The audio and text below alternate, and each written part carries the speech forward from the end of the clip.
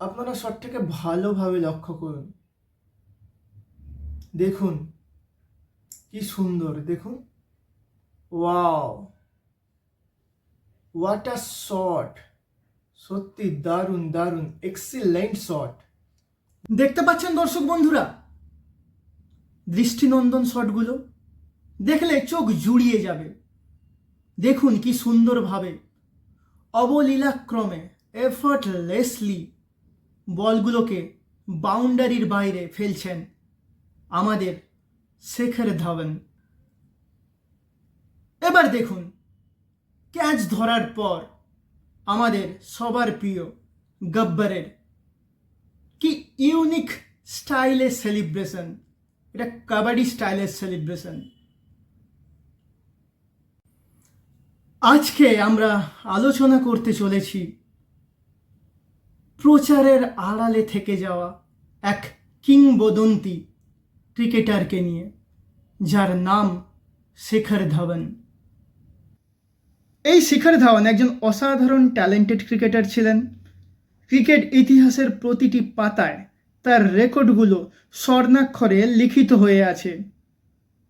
2004 সাল যখন তিনি আন্ডার-19 ওয়ার্ল্ড কাপ খেলছিলেন, সেই আন্ডার-19 ওয়ার্ল্ড কাপে তিনি প্লেয়ার অফ দ্য টুর্নামেন্ট হয়েছিলেন। 2013 সালের চ্যাম্পিয়ন্স ট্রফিতে তিনি প্লেয়ার অফ দ্য টুর্নামেন্ট হয়েছিলেন। 2014 সালের এশিয়া কাপে তিনি ইন্ডিয়ান ব্যাটসম্যানদের মধ্যে সবথেকে বেশি রান করেছিলেন। 2015 ওয়ার্ল্ড কাপে তিনি ইন্ডিয়ান ব্যাটসম্যানদের মধ্যে সবথেকে বেশি রান করেছিলেন। 2017 সালের চ্যাম্পিয়ন্স ট্রফিতে তিনি ইন্ডিয়ান ক্রিকেটারদের মধ্যে সবথেকে বেশি রান করেছিলেন। 2018 সালের এশিয়া কাপে তিনি প্লেয়ার অফ দ্য টুর্নামেন্ট হয়েছিলেন। বুঝতে পারছেন কত রেকর্ড রয়েছে আমাদের গব্বরের ঝুলিতে। অস্ট্রেলিয়ার বিরুদ্ধে যেদিন তার টেস্ট ম্যাচে ডেবিউ হয়, সেদিন তিনি মাত্র 85 বলে সেঞ্চুরি করেছিলেন এবং 187 রান তিনি করেছিলেন তার প্রথম ইনিংসে। সেদিনই ভারতবাসী এবং বিশ্ববাসী জেনে গেছিল ভারতীয় ক্রিকেট তথা বিশ্ব ক্রিকেটকে শাসন করতে আমাদের গব্বর চলে এসেছে। শিখর ধাওয়ান টেস্ট ক্রিকেটের শুধুমাত্র এই একটি ইনিংস খেলেই শান্ত হয়ে যায়নি। তিনি অসাধারণ পারফরমেন্স করেছেন ক্রিকেটের সমস্ত ফরম্যাটে। প্রথমে আসি শিখর ধাওয়ান ওডিআই ফরম্যাটে কেমন রেকর্ড করেছেন তার আলোচনায়। শিখর ধাওয়ান 167টি ওডিআই ম্যাচ খেলেছেন। তিনি টোটাল রান করেছেন 6793। তার হাইয়েস্ট রানের ইনিংস ছিল 143। তার গড় 44.11। সেঞ্চুরি করেছেন 17টি, হাফ সেঞ্চুরি করেছেন 39টি। তার স্ট্রাইক রেট ভীষণ হাই, 91.35। শিখর ধাওয়ানকে বলা হতো কিং অফ আইসিসি ট্রফি, অর্থাৎ Shikhar Dhawan ICC world cup এবং আইসিসি চ্যাম্পিয়ন্স ট্রফিতে অসাধারণ পারফরমেন্স করেছিলেন। সেই কারণের জন্য তাকে কিং অফ আইসিসি ট্রফি বলা হয়। তিনি টোটাল আইসিসি চ্যাম্পিয়ন্স ট্রফি এবং আইসিসি ওয়ার্ল্ড কাপ মিলিয়ে 20টা ম্যাচ খেলেছেন। এই 20টি ম্যাচে তিনি রান করেছেন 1238। এভারেজ ছিল 65.15। এই যে এভারেজ, এই এভারেজ আর কারোর নেই। এই এভারেজ সবার উপরে বিরাট কোহলি এবং আমাদের কিংবদন্তি সচিন তেন্ডুলকার ও এক্ষেত্রে শিখর ধাওয়ানের থেকে পিছিয়ে। তার স্ট্রাইক রেট ছিল 98.25। তিনি সেঞ্চুরি করেছেন 6টি, হাফ সেঞ্চুরি করেছেন 4টি। ভাবা যায় কি অসাধারণ অসাধারণ পারফরমেন্স করেছেন এই শিখর ধাওয়ান আইসিসি ট্রফিগুলোতে। এবারে আসি শিখর ধাওয়ান এশিয়া কাপে ঠিক কেমন পারফরমেন্স করেছিলেন। এশিয়া কাপে শিখর ধাওয়ান খেলেছেন 9টি ম্যাচ, রান করেছেন 534, হাইয়েস্ট রানের ইনিংস হলো 127, গড় এক্ষেত্রেও ভীষণ হাই 59.33, স্ট্রাইক রেট 91.43, সেঞ্চুরি করেছেন 2টি, হাফ সেঞ্চুরি 2টি। বুঝতে পারছেন এশিয়া কাপেও শিখর ধাওয়ানের কি অসাধারণ পারফরমেন্স ছিল। ওডিআই ওয়ার্ল্ড কাপে যখন শিখর ধাওয়ানকে বাদ দেওয়া হলো তখন সাংবাদিকরা শিখর ধাওয়ানকে কোশ্চেন করেছিলেন, আপনি তো আইসিসি ট্রফিগুলোতে বরাবর ভালো করে থাকেন, ভালো খেলে থাকেন, আপনাকে আজকে বাদ দেওয়া হলো, আপনার জায়গায় শুভমন গিলকে নেওয়া হলো, আপনার কেমন লাগছে? শিখর ধাওয়ান বলেছিলেন, আমি যদি নির্বাচক হতাম তাহলে আমিও শুভমন গিলকেই সিলেক্ট করতাম। এ থেকে বোঝা যায় তিনি একজন বড় মাপের ক্রিকেটার শুধু ছিলেন না, তিনি একজন বড় মনের মানুষও ছিলেন। তার ওডিআই ক্রিকেটে অভিষেক হয় 2010 সালে অস্ট্রেলিয়ার বিরুদ্ধে এবং তিনি শেষ ওডিআই ক্রিকেট খেলেন 2022 সালে বাংলাদেশে। ওই সিরিজে শুভমন গিল অসাধারণ পারফরমেন্স করেছিলেন, তাই তার ওডিআই কেরিয়ারের ইতি হয়ে গেছিল এই বাংলাদেশ সিরিজেই। তিনি 140টা ইনিংসে 6000 রান পূরণ করেছিলেন।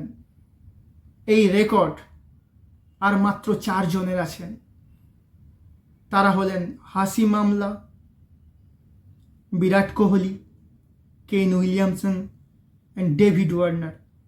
তিনি ভারতীয় ক্যাপ্টেন রোহিত শর্মার সঙ্গে ওপেনিং করে 18 বার সেঞ্চুরির পার্টনারশিপ করেছেন, যা এক কথায় অনবদ্য রেকর্ড। তার সামনে আছে একমাত্র সচিন তেন্ডুলকর এবং সৌরভ গাঙ্গুলির জুটি, যারা সম্মিলিতভাবে 21 বার সেঞ্চুরির পার্টনারশিপ করেছেন। রোহিত শর্মা এবং শিখর ধাওয়ান সম্মিলিতভাবে জুড়ি হিসাবে ওডিআই ক্রিকেটে 5148 রান করেছেন। ভাবতে পারছেন? শিখর ধাওয়ান এমন একজন ক্রিকেটার ছিলেন যিনি তার 100তম ম্যাচে দক্ষিণ আফ্রিকার বিরুদ্ধে 109 রানের ইনিংস খেলেছিলেন। আড়ালে আবডালে শিখর ধাওয়ান কত রেকর্ড করে গেছেন দর্শক বন্ধুরা, আপনারা বুঝতে পারছেন? সত্যি অসাধারণ অসাধারণ ক্রিকেটার ছিল এই শিখর ধাওয়ান। 2019 সাল অস্ট্রেলিয়া এবং ইন্ডিয়ার ওয়ার্ল্ড কাপের ম্যাচ চলেছে। প্যাট কামিংসের 150 কিলোমিটার বেগের একটা বল এসে শিখর ধাওয়ানের আঙ্গুলে ধাক্কা মারে, শিখর ধাওয়ানের আঙ্গুল ভেঙে যায়, তাও তিনি ওই আঙ্গুলে ব্যান্ডেজ করে সেঞ্চুরি করেছিলেন এবং ভারতকে ওই ম্যাচ জিতিয়েছিলেন। পরের ম্যাচে তিনি আর খেলতে পারেননি, ভারত নিউজিল্যান্ডের কাছে হেরে বিদায় নিয়েছিল। হয়তো ওই ম্যাচটা তিনি খেললে ভারত হয়তো হারতো না, কিন্তু কি আর করার আছে, সবই ভবিতব্য। তাই আমরা নিউজিল্যান্ডের কাছে হেরে গেছিলাম সেমিফাইনাল ম্যাচে। বর্তমানে বিশ্বের সবথেকে জনপ্রিয় ক্রিকেট লিগ হচ্ছে আইপিএল। এই আইপিএল থেকে ভারত অনেক অনেক ট্যালেন্টেড ক্রিকেটার পেয়েছেন, যেমন জসপ্রীত বুমরা, হার্দিক পান্ডিয়া, আরও অনেকে। এই আইপিএলে শিখর ধাওয়ানের পারফরমেন্স ঠিক কেমন ছিল? আমাকে যদি জিজ্ঞেস করেন আমি বলবো সুপার সে ভি উপর। আচ্ছা বলুন তো, আইপিএলে দ্বিতীয় সর্বোচ্চ রান সংগ্রহকারী ক্রিকেটারের নাম কি? তার নাম হলো শিখর ধাওয়ান। তিনি আইপিএলে মোট রান করেছেন 6769। আচ্ছা বলুন তো, আইপিএলে সব থেকে বেশি চার কে মেরেছেন? আইপিএলে সব থেকে বেশি চার মেরেছেন শিখর ধাওয়ান। তিনি চার মেরেছেন 768টি।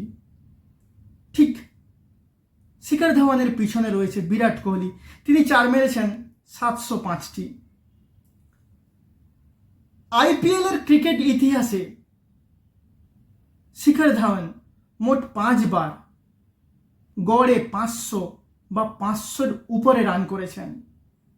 সালগুলো হলো 2012, 2016, 2019, 2020 এবং 2021।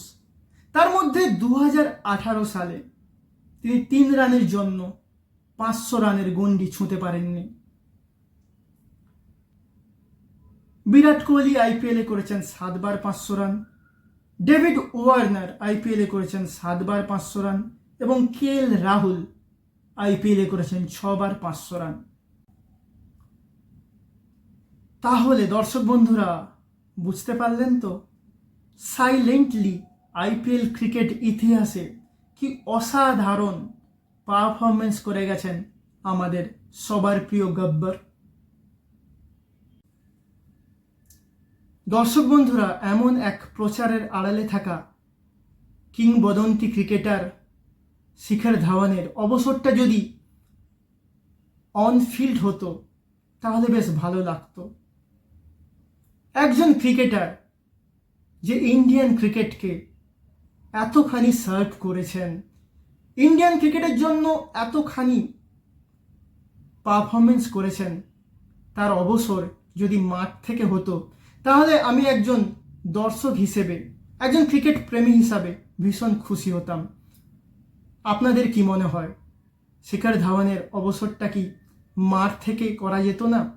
তাকে একটা ম্যাচ খেলিয়ে কি অবসর দেওয়া যেত না? আপনাদের মতামত কমেন্ট বক্সে জানান। আমাদের আজকের এই ভিডিওটি যদি আপনাদের ভালো লেগে থাকে তাহলে অবশ্যই আমাদের